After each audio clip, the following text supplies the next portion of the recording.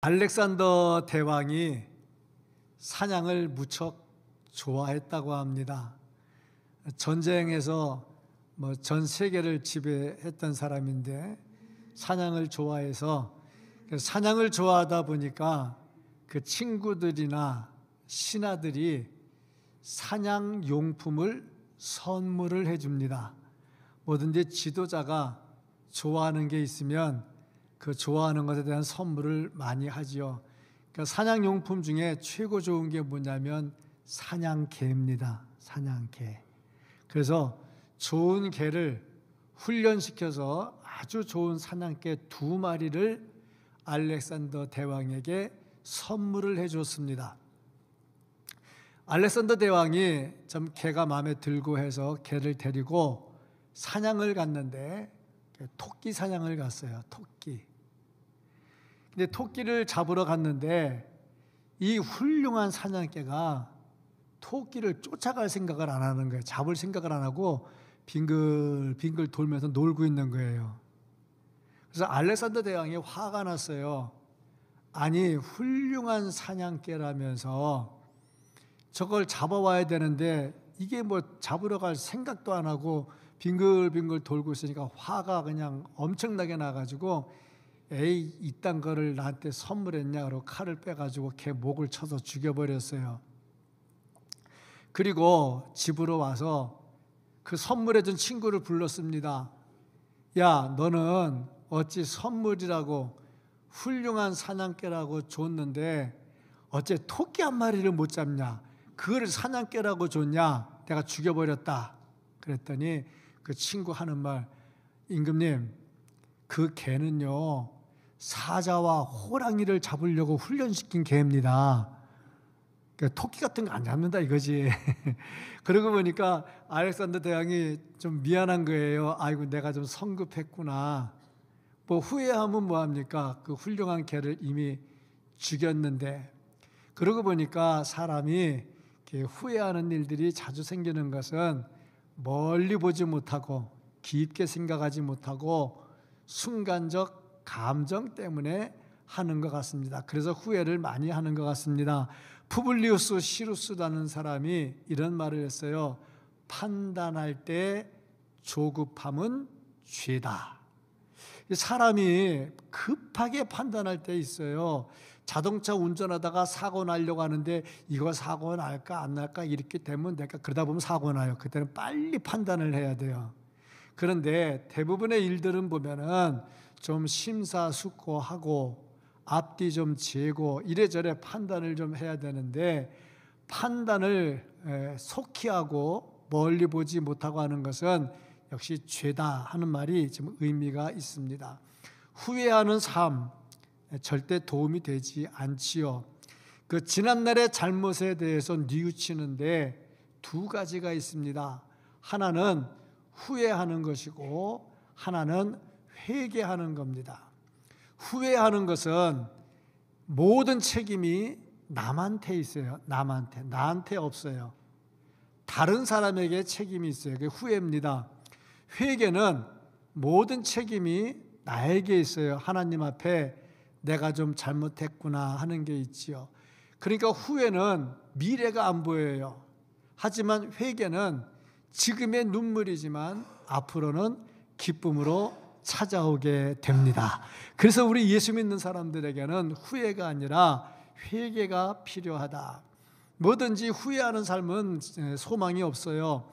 예수님의 제자 베드로, 예수님의 제자 가룟 유다 2 사람 다 잘못 크게 했습니다.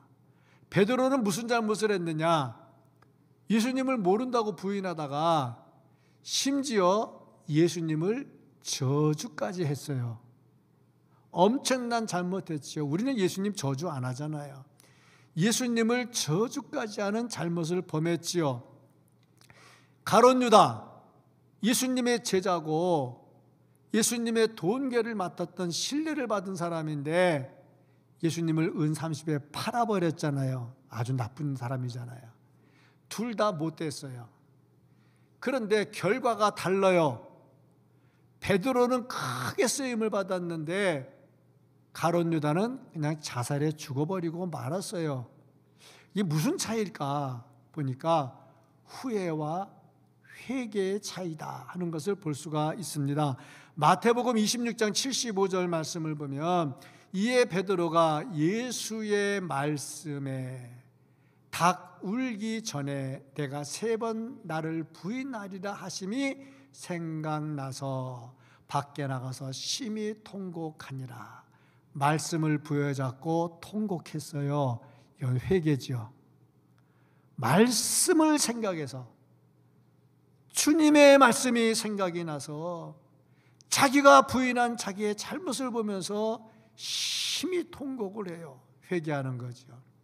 가룟 유다는 어땠느냐? 마태복음 27장 3절 말씀 보면 그때 예수를 판 유다가 그의 정죄됨을 보고 스스로 뉘우쳐 말씀의 판단이 아니에요. 스스로 뉘우쳐 은 30을 대제사장들과 장로들에게 도로 갖다 주며, 스스로 뉘우치는 건 후회하는 거잖아요. 후회와 회개가 이렇게 차이가 나요. 그래서 베드로는 귀히 쓰임을 받았지만 가룟 유다는 스스로 목매어 죽어 창자가 또 터졌잖아요. 혹자는 말합니다. 천국에 못 갔다, 지옥 갔다. 왜냐? 자살했잖아. 그렇게 얘기를 합니다. 어쨌든 간에 우리가 볼 때에 후회하는 것과 회개하는 것은 엄청난 차이가 있더라 하는 겁니다. 회개할 때 어떻게 해야 되느냐? 회개할 때 엄청난 눈물이 있는데 눈물만 가지고 하는 회개는 진정한 회개가 될 수가 없다. 회개에는 반드시 변화가 따라야 된다 하는 겁니다. 이스라엘 백성들 사사기서를 통해서 보면 전반적으로 흐르고 있는 내용이 뭐냐면 죄를 지어요. 하나님께서 진노하셔요. 진노의 채찍을 내리시는데 이방이 쳐들어오게 하셔요. 그러면 이들이 괴로워요. 농사 지은 거 다 뺏겨요. 있는 재산 뺏겨요. 전쟁에 져보세요. 얼마나 비참한가. 다 뺏겨요. 그러니 하나님 앞에 회개하면서 기도하지요. 하나님 잘못했습니다. 용서해 주세요. 회개하면 하나님께서 또 용서해 주셔요. 용서해 주시면 살만해져요. 살만해지면 또다시 죄를 지어요. 이게 계속 사이클로 돌아가고 있어요. 오늘 본문 말씀에도 보면 복임에서 눈물을 흘리면서 울면서 통곡을 하고 전 국민이 통곡을 합니다. 그렇다면 이 눈물은 무슨 의미가 있을까? 이 말씀을 통해서 우리에게 주시는 것은 뭘까? 우리도 교회에 오면 기도하지요. 기도할 때 꼭 회개하잖아요. 하나님 감사합니다 하고 한 다음에 그 다음에 이거 잘못했고요. 이거 잘못했고요. 용서해 주시고요. 그럼 그 기도는 다음에 또 하면 안 되잖아요. 그렇죠? 회개했는데 근데 다음에 그 기도 또 한다는 건 무슨 말이에요? 또 그 행동 한다는 거잖아요. 그 이스라엘이 계속해서 그렇게 살았다 하는 겁니다. 그렇다면 오늘 본문의 복임에서 흘린 눈물은 무슨 의미가 있을까? 오늘 이 말씀에서 볼 수 있는 것은 행함이 없는 회개는 의미가 없더라 하는 겁니다.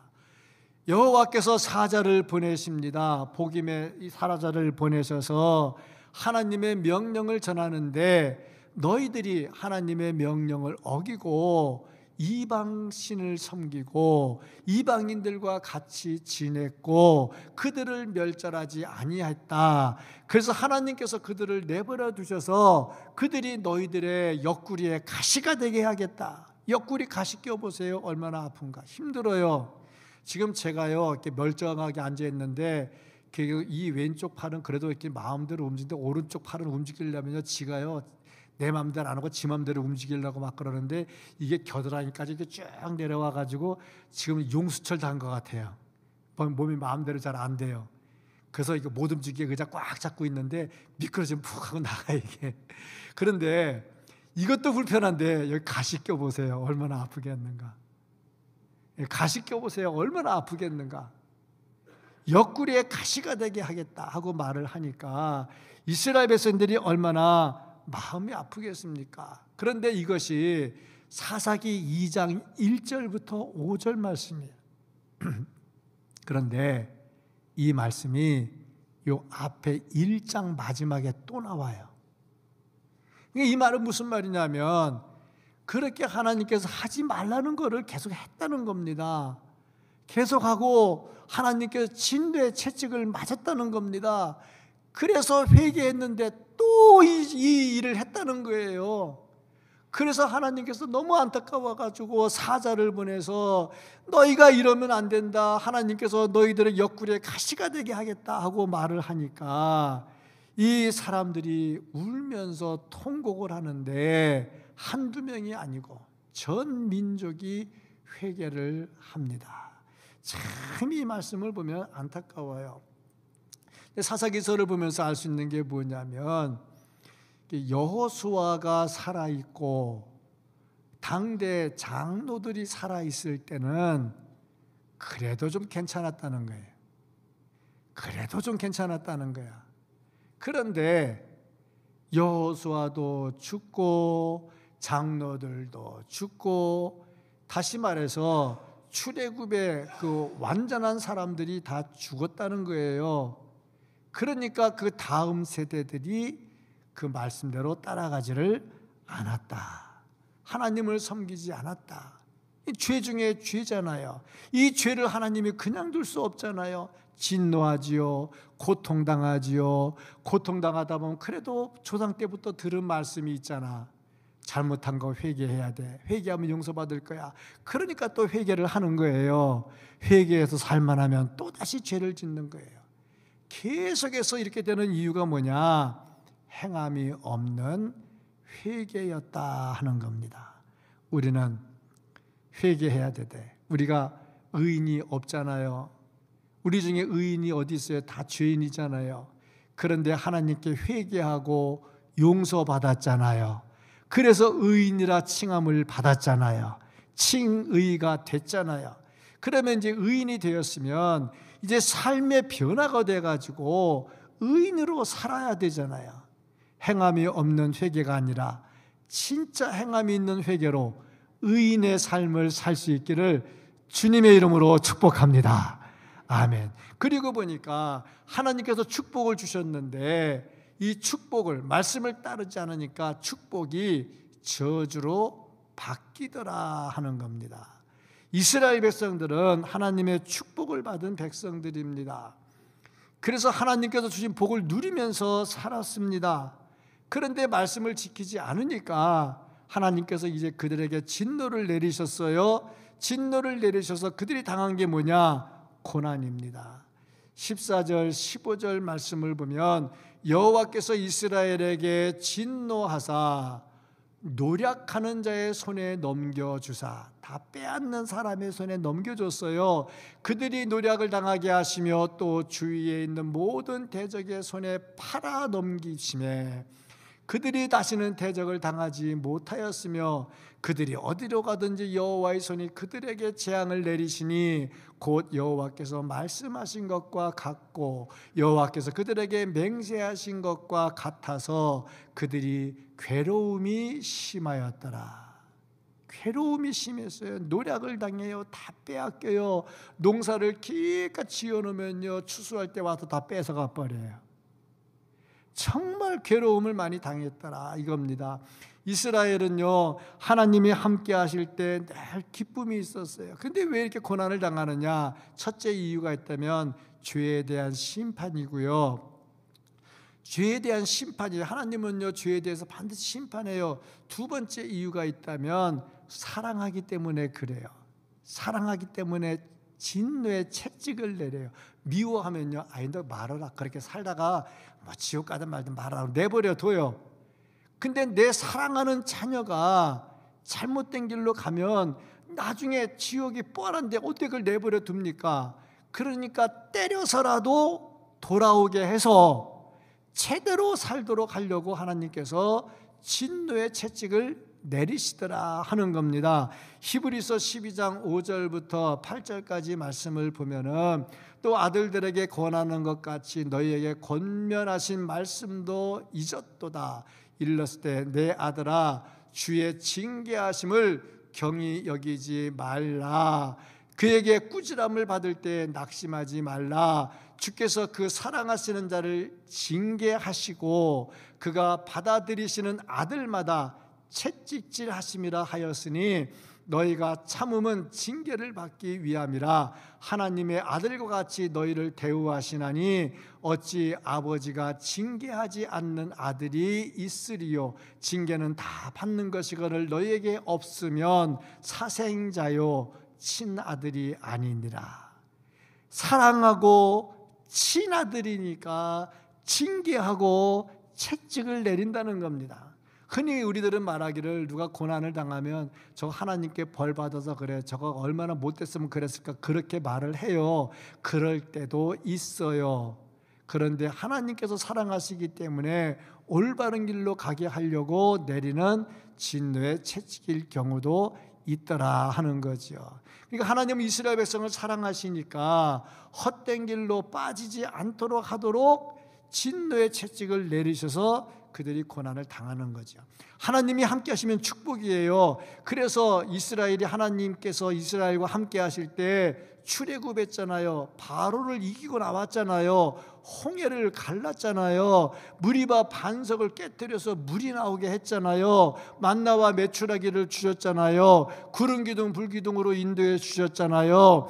나중에 요단강을 건너가게 하셨잖아요. 가나안 땅을 선물로 주셨잖아요.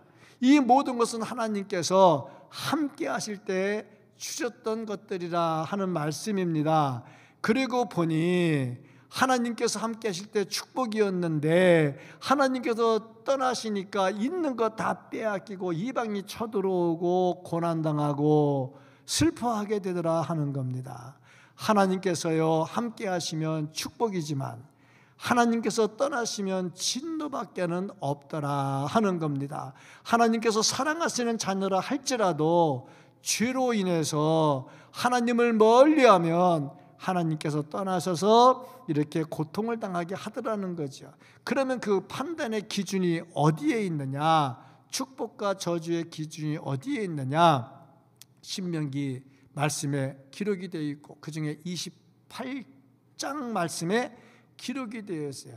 1절부터 14절까지 보면 축복이 나와 있고요. 15절부터 마지막 절까지 보면 저주가 나와 있어요. 28장 1절로 6절에 보면 정말 축복의 말씀이 많이 나와 있습니다. 내가 내 하나님 여호와의 말씀을 삼가 듣고 내가 오늘 내게 명령하는 그의 모든 명령을 지켜 행하면 내 하나님 여호와께서 너를 세계 모든 민족 위에 뛰어나게 하실 것이거나 내가 내 하나님 여호와의 말씀을 청정하면 이 모든 복이 내게 임하며 내게 이르리니 성읍에서도 복을 받고 들에서도 복을 받을 것이며 내 몸의 자녀와 토지의 소산과 내 짐승의 새끼와 소와 양의 새끼가 복을 받을 것이며 내 강주리와 떡반죽 그릇이 복을 받을 것이며 내가 들어와도 복을 받고 나가도 복을 받을 것이니라. 자, 얼마나 복이 많이 나와 있어요. 모든 게 다 떡반죽 그릇까지 자식까지 짐승까지 다 축복으로 준다고 그랬어요. 말씀을 지키면 축복이고 그렇지 않으면 15절부터 18절까지의 말씀이 기록이 나와 있어요. 내가 만일 내 하나님 여호와의 말씀을 순종하지 아니하여 내가 오늘 내게 명령하는 그의 모든 명령과 규례를 지켜 행하지 아니하면 이 모든 저주가 내게 임하며 내게 이를 것이니 내가 성읍에서도 저주를 받으며 들에서도 저주를 받을 것이요 내 강주리와 떡반죽 그릇이 저주를 받을 것이요 내 몸의 소생과 내 토지의 소산과 내 소와 양의 새끼가 저주를 받을 것이며 내가 들어와 저주를 받고 나가도 저주를 받으리라. 다 그렇잖아요. 말씀을 따라가고 순종하면. 그렇다고 해서 우리가 낙심할 건 없어요. 왜냐? 우리 가운데 죄 안 지은 의인은 없어요. 죄를 지었지만 회개하고 용서받았거든요. 그러니까 이런 중에서도 회개하면 소망이 있어요. 하나님께서는 다 용서해 주신다 하는 겁니다. 그래서 요한일서 1장 9절 말씀을 보면 만일 우리가 우리 죄를 자백하면 그는 미쁘시고 의로우사 우리 죄를 사하시며 우리 모든 불의에서 깨끗하게 하실 것이요. 그렇습니다. 정말 우리가 죄를 지었다 할지라도 진정한 회개의 눈물을 흘리고 하나님 앞에 행위의 변화가 있다면 우리를 깨끗하게 해주실 것이고 우리에게 주님께서 주시는 축복이 임하게 해 주실 것입니다. 이스라엘은요, 그 복을 받았지만 그 복을 지키지를 못했어요. 그래서 어떻게 됐느냐? 있는 복도 다 빼앗겼더라. 그러면 왜 이스라엘이 이렇게 되었을까 하는 겁니다. 첫째, 신앙 교육을 제대로 시키지 않았습니다. 내가 신앙생활은 잘했는데 내 다음 세대에 신앙 교육을 제대로 시키지 않았어요. 물질이 풍요로워졌거든요. 애굽에 종생활하다가 가나안 땅에 정착 생활을 했잖아요. 먹고 살만해졌잖아요. 먹고 살만해지니까 하나님을 찾는 간절함이 없어요. 자식들을 교육을 시키는데요, 잘 먹고 잘 사는 쪽에 교육을 시켰지 좀 못 먹고 못 입더라도 하나님 잘 믿으라는 교육을 안 시켜요. 공부를 시켜도요, 좋은 대학 가려고 열심히 학원 보내고 수학, 영어 하라고 그러지, 미술 하라고 그러지, 음악, 피아노 하라고 그러지, 태권도 하라고 다 그런 데는 보내는데 교회 일은 잘 안 보내요. 먹고 살만 하거든요. 그리고 애가 취직 잘해가지고 좋은 직장 다니고 먹고 살만하면 야, 좋다 그러지. 그렇잖아요. 열심히 신앙생활하고 봉사하고 하는 것에 대해서는 별로 관심이 없단 말이죠. 이게 가나안 생활이 그랬다는 얘기예요. 그러다 보니까 신앙교육이 잘 안 됐어요. 참 문제가 심각하지요. 그러면 가나안 땅의 그 생활과 지금 우리 생활은 어떨까? 별반 다를 게 없어요. 우리 생활도 다를 바가 없다 하는 거죠. 지금 이 시대의 문제는 주일학교 문제라고 그래요. 교회학교 문제. 예전에 우리 어릴 때만 해도요, 어른들보다 애들이 교회에 더 많았어요. 어른 30명 그러면 애들은 100명 넘었어요. 옛날엔 그랬어요. 근데 어느 순간인가 어른 100명 그러면 애들 30명이 안 돼요. 지금 우리도 보세요. 어른 숫자하고 애들 숫자하고 비교해 보세요. 왜 그러느냐? 첫째, 애를 안 낳는가? 시집장가를 안 가. 첫째, 시집장가를 안 가. 둘째, 가도 애를 안 낳아. 그러니까 애가 적어져. 앞으로 이제 걱정이 심각한 거예요. 그 애를 안 낳으니까 이제 유치원 교사들도 자꾸 이제 적어질 거 아니에요. 그러면 유치원 선생들은 자꾸 배출될 거고 애들은 적어질 거고 그거 어찌 될 거예요? 그러니까 애들이 적어지다 보니까 교회 나오는 애들도 적어져. 그러니까 앞으로 교회는 참 심각한 문제가 생기는 거예요. 다음 세대를 생각해야 돼. 그러니까 시집장가 안 간 사람들 빨리 가시고 간 사람들은 빨리 애 낳으시고 이러면 또 젊은 사람들은 아멘을 안 하고 나이 든 사람들만 또 아멘을 하네. 예, 심각한 문제가 생깁니다. 그렇잖아요. 교회도 문제가요. 봉사를 잘 안 하려고 그러는데 그중에 주일학교 교사를 잘 안 하려고 그래요. 지난번에 이렇게 보니까 부서 임명을 하는데 보조교사는 있는데 정교사가 없어. 또 부감시킬 사람이 없어. 그래서 처음 오는 사람한테 당신 부감하시오로 부감을 시켰어. 앞으로 문제가 심각한 거예요. 가나안이 그랬어요. 이스라엘이 가나안 땅에 들어가서 그랬어요. 다음 세대에 대해서 관심을 가지지 않았다 이 말입니다. 다음 세대에 대해서 관심을 가지지 않았어요. 두 번째는 문화생활입니다. 종교생활은 문화생활과 연관이 됩니다. 우리나라는 예로부터 유교의 문화를 많이 가지고 있죠. 나도 모르게 유교 문화에 따라가죠. 지금 우리나라 심각한 것 중에 하나가 뭐냐면 이렇게 문화 체험한다고 하면서 세종인가 어디인가 큰 거 지어놓고 불교 행사를 가르쳐요. 불교 행사. 불교 행사를 가르치면 그 절하는 거 있잖아요. 기독교인들이 안 한다 그러면 또 점수도 안 나와 또. 심각한 문제가 있는 거예요. 그게 어떻게 우리의 전통이고 우리의 문화입니까? 문화가 될 수가 없지요. 근데 이스라엘이 들어가서 이방 민족하고 같이 지냈잖아요. 이방이 우상을 섬겼잖아요. 그러니까 그 애들을 데리고 가서 그걸 볼 거 아닙니까? 그걸 보면 그 다음에 어떻게 됩니까? 애들이 보고 배우는 게 뭐예요? 애들은요, 가르치는 거를 듣고 배우는 게 아니라 눈으로 보는 거를 배워요. 엄마 아빠가 얘야 이렇게 해라, 얘야 이렇게 해라 안 들어요. 엄마 아빠 하는 대로 해요. 목욕탕 가서 세수한 다음에 세수 끝나고 세면대 맨날 닦고 나오는 거를 애가 보면요, 자기도 닦아요.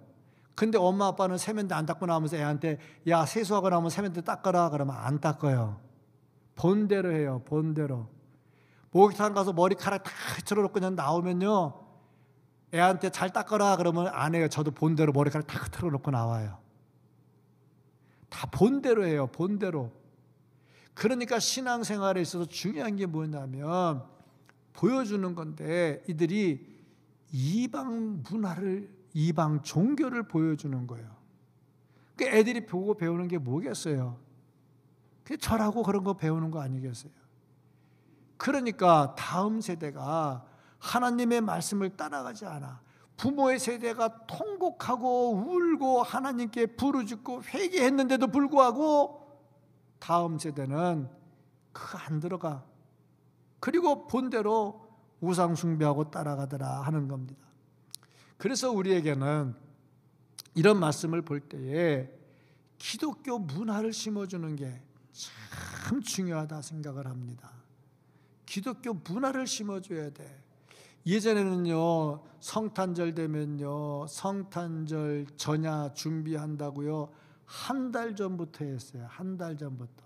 저 주일학교 때는요, 한 달 전부터 가서 뭐 동방박사 어쩌고 저쩌고, 고요한복 어쩌고 저쩌고, 한복, 그때 애들 한복이 어디 있어요? 55년, 60년 전에 애들 한복이 어디 있어요? 아버지 한복 접어서 꼬매가지고 그거를 한복이라고 입고 나가고 말이에요. 그렇게 하면서 한 달 동안 연습을 했는데 그게 한 달이 두 주로 줄었다, 한 주로 줄었다가 지금은 그냥 대배따로 갔다가 막 다 가잖아요. 문화가 없어서 그때는요, 성탄절 새벽송 한다고 돌면서 새벽에 그 추운 날 돌면서 발 동동 굴리면서 고요한 밤, 거룩한 밤, 다 문화였어요. 문화. 그러면서 신앙이 자라는 거예요. 지금도 그게 없어도 나름대로 기독교 문화를 우리가 키워줘야 돼요. 우리가 문화생활 할 수 있는 조건이 참 많이 있어요. 우리가 어떻게 하든지 애들이 자꾸 교회에 오는 그 프로그램을 만들어야 돼요. 애들이. 엄마 아빠랑 둘이 앉아가지고 야 그러면 우리 엄마 아빠란다. 엄마랑 애랑 둘이 앉아 야 우리 있잖아 오늘 문화체험하자. 우리 문화체험은 대동교회 플랫폼이 있는데 거기 농구 코트가 있대. 거기 가서 너랑 나랑 자유슛 내기해가지고 커피 먹게 하자. 뭐냐 하면서 자꾸 교회를 오도록 해야죠. 또 목사님이 워낙 착해가지고 2층에 극장이 있는데 우리 가족만 와도 영화를 볼 수 있게 허락을 해준대. USB에다 영화만 담아오면 우리끼리 영화를 볼 수 있대. 막 교회 가서 영화 보자. 뭐 이런 식으로 자꾸 교회 오는 걸 만들어줘야 돼. 심어줘야 돼. 우리 영화관이 근처에 있는 CGV 못지않게 잘 돼 있다는 걸 다 아시잖아요. 그거 그냥 보여준다는데 문화체험 얼마든지 할 수 있어요. 사랑부는요 한 달에 한 번씩 그 문화체험을 해요. 사랑부는 영화 갖고 와가지고 한 달에 한 번씩 봐요. 보여줄 때 교인들 들어와서 보세요 하는데 안 들어와요. 왜 그런지 모르겠어요. 카페 와가지고 성도에 교제를 하면 얼마나 좋아요. 문화, 그것도 문화예요. 문화, 교회 문화. 교회 와서 차 마시면서 대화하는 것도 교회 문화거든요. 애들 데려와가지고 야 여기 아이스크림 진짜 맛있다 한번 먹어봐, 한번 뻥튀기랑 먹어봐 하면서 이게 다 교회 오는 습관을 들여주는 거죠. 아멘. 진짜 안 한다, 그치? 다 하고 있는 거니까 굳이 뭐하러 말하냐고 안 하고 있습니까? 이게 다 교회에 오도록 습관을 들이는 겁니다. 그리고 제일 중요한 게 뭐냐면 예배를 잘 참석시키는 겁니다.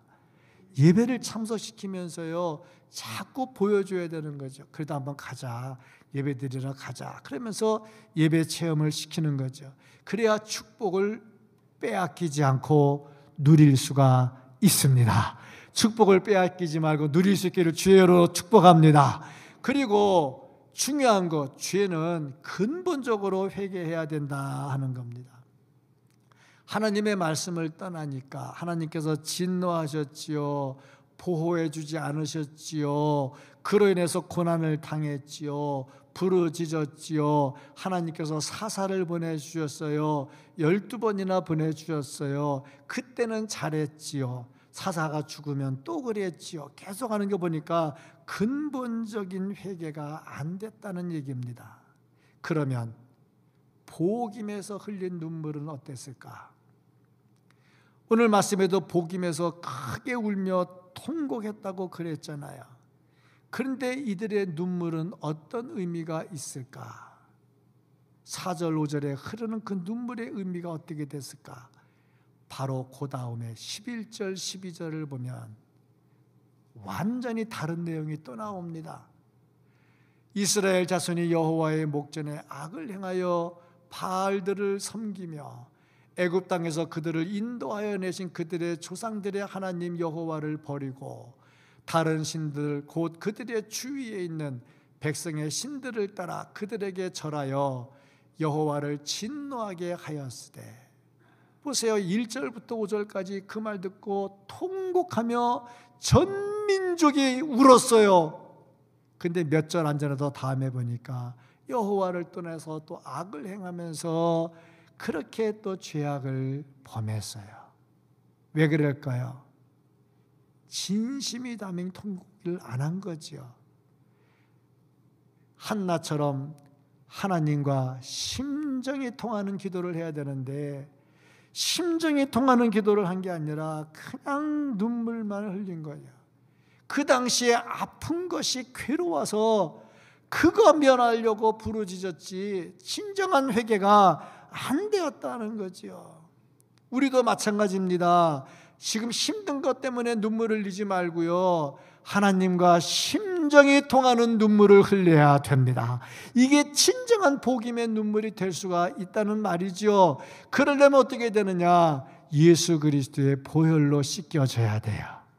예수 그리스도의 보혈로, 예수의 피로 씻어져야 된단 말이죠. 그래야 순수한 복임의 눈물이 나올 수가 있습니다. 사람의 눈에는 눈물이 흘러요. 지금 우리의 눈에 눈물이 흐르고 있습니다. 눈물이 안 흐르면요, 안구 건조증으로 대단히 힘들어요. 따끔따끔해서 못 견뎌요. 눈 자꾸 깜빡깜빡거리면요, 얼굴도 못생겨져요. 그러니까 눈에 눈물이 촉촉하게 젖어야 얼굴도 예뻐요. 눈도 예뻐요. 그래서 여러분이 예쁜 거예요. 지금 눈물이 촉촉하게 흐르고 있거든. 영혼의 눈물도 그래요.